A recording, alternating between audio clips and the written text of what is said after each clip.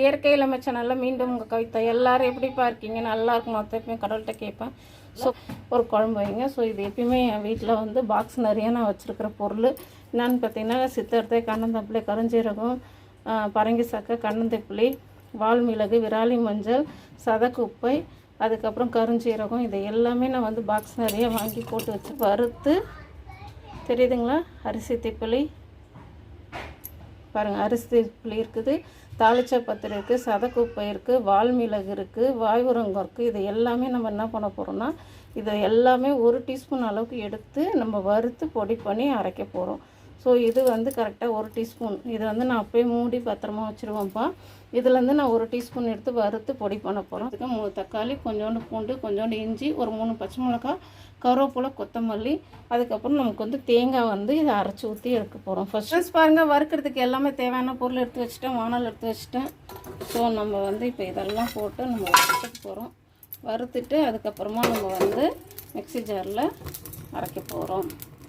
பாருங்கள், இஞ்சி, பூண்டு, பச்சை மிளகாய், வெங்காயம், தக்காளி, வறுத்த பொருள், அதுக்கப்புறம் தேங்காய் பால் எல்லாமே போட்டாச்சு. இப்போ வந்து இதில் வந்து ஒரே 1 டீஸ்பூன் கார மிளகாய் தூள் மட்டும் போட்டுக்குங்க, அரைச்சிக்கலாம். சரிங்களா? வாங்க ஃப்ரெண்ட்ஸ். பாருங்கள், நம்ம அரைச்சி வச்சு நல்லா மழைன்னு.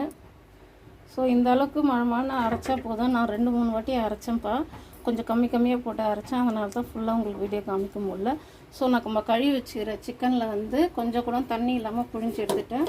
ஒரு 1/4 டீஸ்பூன் மஞ்சள்தூள், தேவையான அளவு உப்பு எல்லாம் போடணும். போட்டுட்டு இப்போ நம்ம அரைச்சி வச்சுருக்கோம் இல்லையா, இந்த மசாலா எல்லாத்தையுமே இதில் போட்டுடணும். ஸோ இதில் தான் இது ஊறணும், நல்லா ஊறணும். ஊறினதுக்கப்புறம் ஒரு 10-15 நிமிஷம் ஊறினா போதும். நம்ம அதுக்கப்புறம் தாளிக்கலாம். இப்போ உப்பு போட்டு நான் பிசைஞ்சிட்டு காமிக்கிறேன். ஃப்ரெண்ட்ஸ், நம்ம அந்த குழம்புக்கு தாளிக்கிறதுக்கு வந்து பெருஞ்சீரகம் வந்து 1 டீஸ்பூன், 3 பச்சை மிளகா, கருவேப்பிலை, கொத்தமல்லி, அவ்வளோதான்ப்பா. ஸோ இப்போ நம்ம தேவையான அளவுக்கு எண்ணெய், பச்சை மிளகா, இப்போ நம்ம என்ன பண்ண போகிறோம், நம்ம ஊற வச்சுருந்த சிக்கன் கரெக்டாக 20 நிமிஷம் ஊற வச்சுருந்தோம்ப்பா. ஸோ அதை நம்ம இப்படி போட்டுற வேண்டியதான். 2 வதக்கிட்டு அதுக்கப்புறம் இதெல்லாம்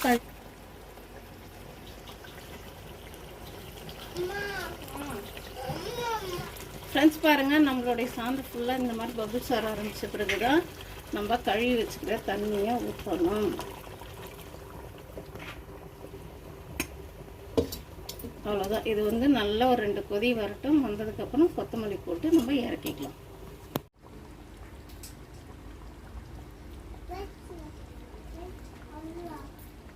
வீட்டில் நான் எப்பயுமே செய்யறது தான். ஒரு வாட்டி செஞ்சு பார்த்துட்டு எப்படி இருந்தாலும் கமெண்ட்ஸ் பண்ணுங்கள், லைக் பண்ணுங்கள், ஷேர் பண்ணுங்கள். முக்கியமாக என் சேனலை சப்ஸ்கிரைப் பண்ணுங்கள்.